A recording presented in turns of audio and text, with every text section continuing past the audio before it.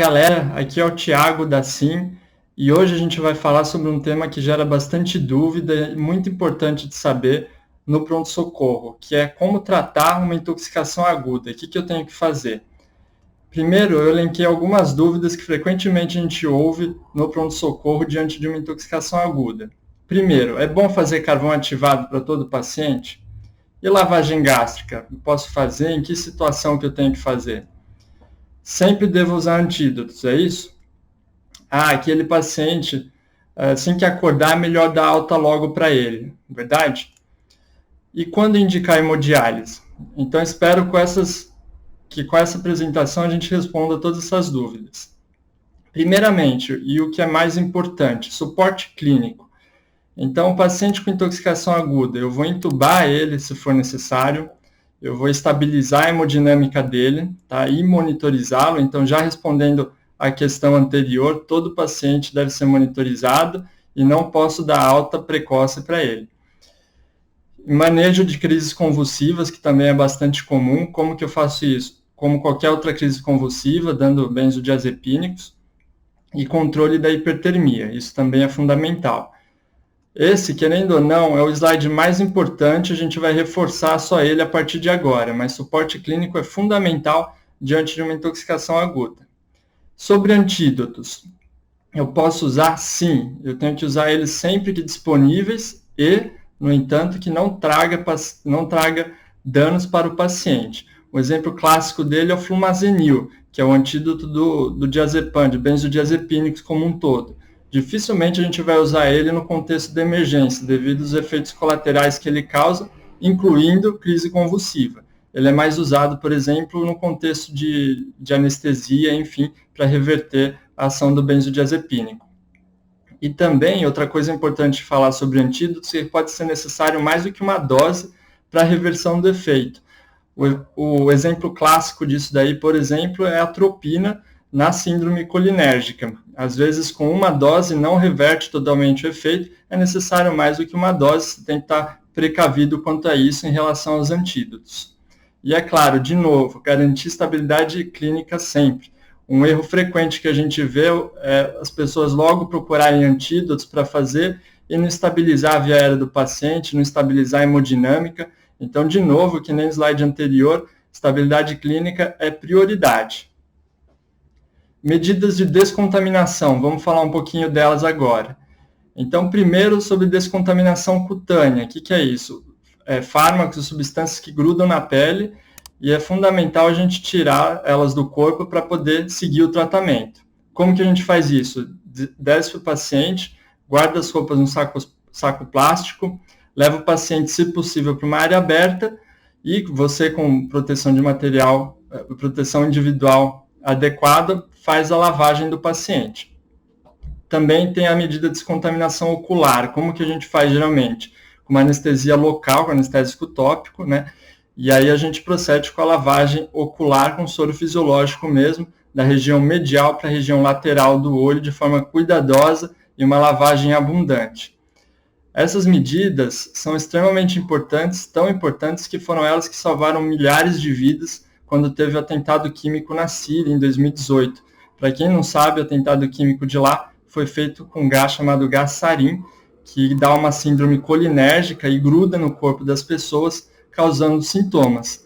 Então, as medidas mais importantes, entre elas, foi a lavagem de várias pessoas, que nem mostra nesse vídeo que eu peguei do YouTube, e com essa simples medida que parece simples, né, de falar, eles conseguiram salvar muitas vidas. Então, medida de descontaminação, lavagem ocular, lavagem corporal é fundamental também. Vamos falar de outra medida de descontaminação aqui, que é a famosa lavagem gástrica. Então, teoricamente, olhando para essa figura, dá para ver que não é uma coisa muito fácil de se fazer, não parece uma coisa muito fácil de fazer. Teoricamente, a indicação seria uma contaminação por substância via oral em até 2 horas. Qual que é o problema? Isso, do ano retrasado, saiu na Academia Americana de Toxicologia Clínica, uma revisão contraindicando o uso de lavagem gástrica devido aos milhares de efeitos colaterais e pela complexidade da técnica. a gente não usa. Então, o que tem que ficar de lição, lavagem gástrica agora, atualmente, está sendo proscrito. A gente não faz mais como medida de descontaminação para intoxicações agudas. Outra medida de descontaminação que vale a pena falar é carvão ativado. Esse sim, quando que a gente vai indicar? Uma contaminação por via oral, substância em até 2 horas, idealmente em até 1 hora. Tá? Lembrando que a dose é 50 gramas VO e o carvão ativado é realmente essa substância que tem aqui, a forma de pó, tem que ter cuidado na hora de manusear ele. E como forma de ajudar também na administração, a gente dilui em manitol, porque ele tem um efeito constipante. O manitol teria um efeito diarreico aí, que ajudaria a não dar tanta constipação.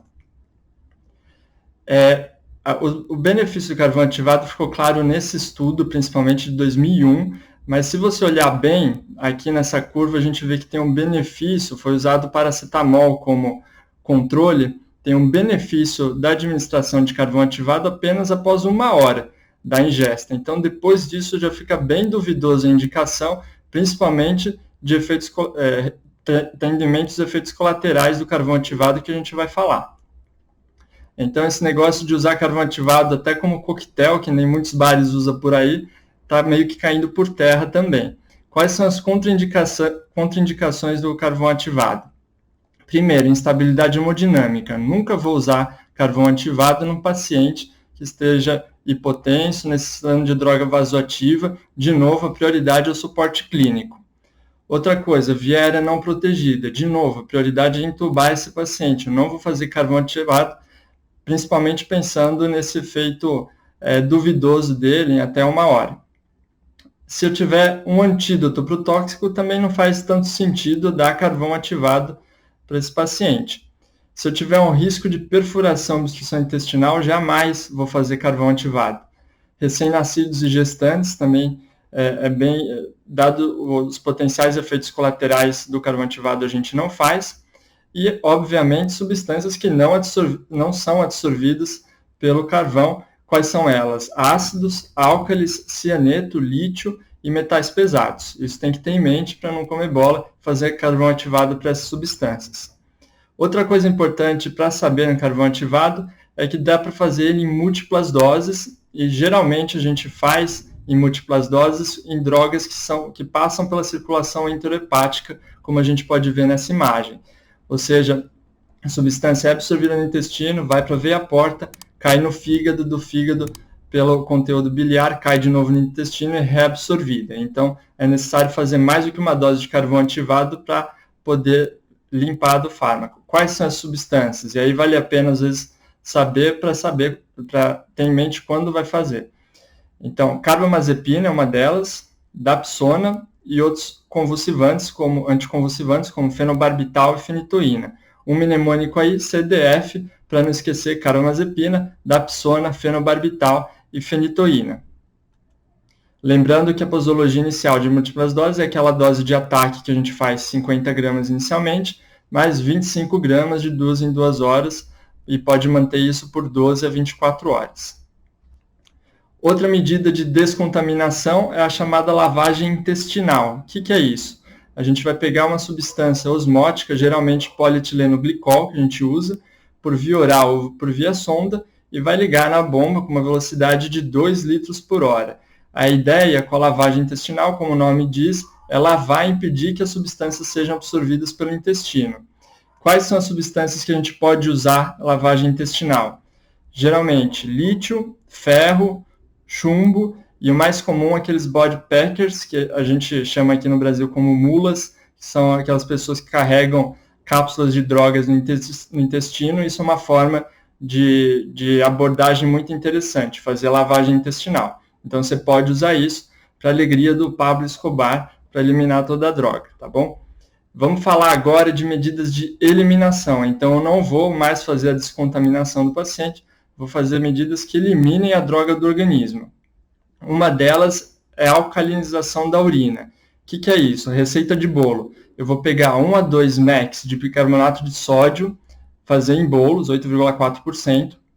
Depois fazer uma preparação de 150 ml de bicarbonato de sódio mais 850 ml de soro glicosado, não soro fisiológico, e vou ligar na bomba numa velocidade de 200 a 250 ml por hora. Claro que, como todo efeito colateral do bicarbonato, tem que monitorizar potássio e o próprio bicarbonato, e o objetivo é o pH sérico ficar acima de 7,5 e o pH urinário acima de 7,55, tá? Em que situações que eu posso usar alcalinização da urina? Primeiro, intoxicação por salicilatos, intoxicação por fenobarbital, antidepressivos tricíclicos, esse é o principal que a gente usa, e clorpropramida também é outra indicação de fazer alcalinização da urina.